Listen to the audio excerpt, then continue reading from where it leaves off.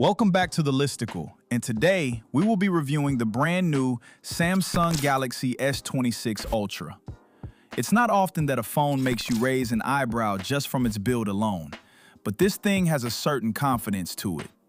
The subtle curves, the refined matte finish, it's familiar, yet somehow more thoughtful than what came before. And no, we're not just saying that to be nice. Let us explain. Right out of the gate, people always ask the same question. Is it a huge departure from the S25 Ultra? And the answer, nuanced as it is, feels like a thoughtful yes, but also no. Samsung didn't reinvent the wheel here. Instead, they sharpened it. The base shape, the size, the ethos, Ultra feel is still there. But they've smoothed out a few edges, trimmed some excess, and added what might actually matter to how you use it every day. Yeah, we're going to talk about every aspect of this thing, and we're going to take our time. Let's kick things off with display, because Samsung's displays are always the headline. The S26 Ultra sports a 6.9-inch dynamic AMOLED 2X panel with QHD Plus resolution and a silky adaptive 120 Hz refresh rate. Colors pop, motion is smooth, and brightness, it's up there with the best of them. But this year, it's not just about brightness or crispness. Samsung introduced something they're calling privacy display, hardware-level privacy that limits viewing angles so people next to you literally can't read your screen. Many have already tested this out, and it works. Not perfectly, but enough that if you're scrolling emails on a plane, people beside you won't be peeking without making eye contact. Seriously, that's a kind of tech you didn't know you needed until it showed up. Now, some folks in the community are skeptical. They're saying this privacy layer comes at a cost. Slightly washed out side viewing angles, even when the feature is off. We won't ignore that. It's a valid point, not something Samsung would want you to just assume away.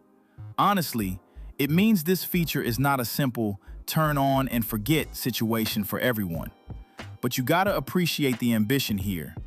Anything to discourage people from being nosy is a useful addition regardless. Speaking of useful, let's talk performance. Under the hood is Qualcomm's Snapdragon 8 Elite Gen 5 for Galaxy. This is basically an overclocked top-tier chip tailored to this phone. It's fast in a way that's hard to quantify in words. Multitasking feels effortless, games render smoothly, and things that used to make phones sweat don't here. Samsung also redesigned the vapor chamber to dissipate heat better, so even prolonged sessions of gaming, video editing, AI workflows feel cooler in practice than you'd expect from an Ultra flagship.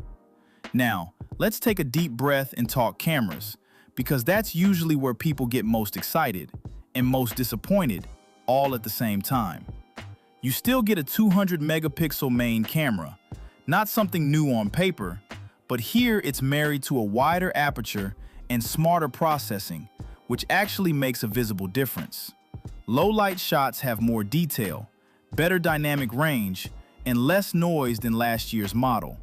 The ultra-wide gets autofocus, something people have been begging for, and honestly, when you really use it, it changes the way you frame landscapes and group shots.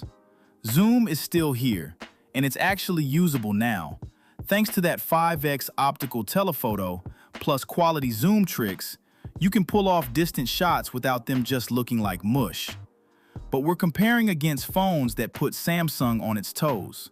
So while this camera is excellent, the gap between flagship cameras is smaller than ever. What used to be a, yeah, it's great, is now just your camera system is objectively excellent, again. Video creators, listen up. Samsung is now supporting APV codec, which is a professional-grade video format that doesn't degrade on repeated edits. Creators will feel this difference. If you export and re-edit, you're not losing quality. This is that sort of feature that isn't flashy in a spec sheet, but when you actually use it, it feels like Samsung is finally thinking about creators. All right, battery. This one is interesting. The The S26 Ultra keeps a 5,000 milliamp hour battery, similar to previous models. But thanks to efficiency gains in the chipset and a more optimized display pipeline, you're not seeing worse battery life despite heavier AI integration and more demanding tasks.